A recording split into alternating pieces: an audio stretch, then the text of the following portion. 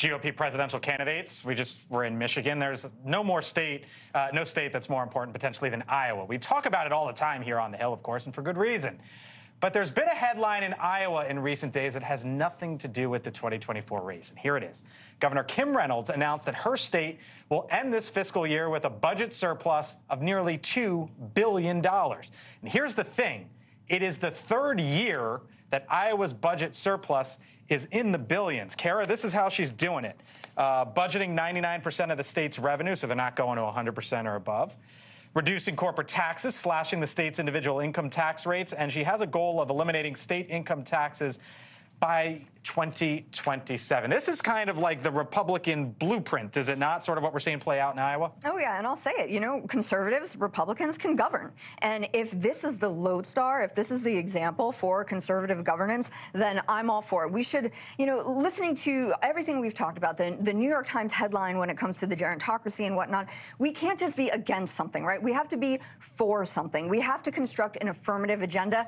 Iowa's doing it. If the rest of the states follow suit, I think we're cutting to what Americans think is most important. That's, frankly, the economy, inflation, and the attainability of the American dream, which has taken a hit in the past few years. Is this Republican politics working? Well, certainly, I think you also have to look at the amount of federal dollars that are coming into these smaller states. They receive a lot more than they actually give back to the country.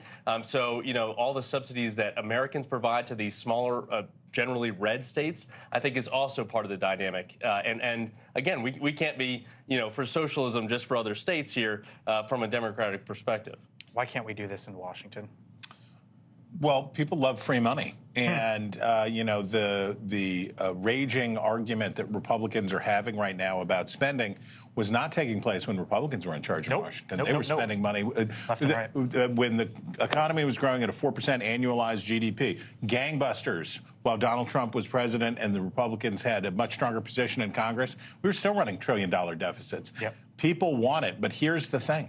Consequences are out there. They come sooner or later. And whether it's in the bond market or, as we are now all suffering with, inflation. Inflation is the natural result of gratuitous overspending, even when you are in economic expansion.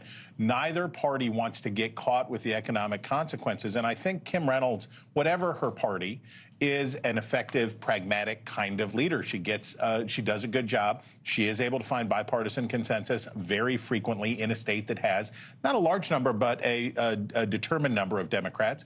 And I think it speaks well to being, back to our theme, of being a grown-up. Thanks for watching. Go to newsnationnow.com to find NewsNation on your television provider.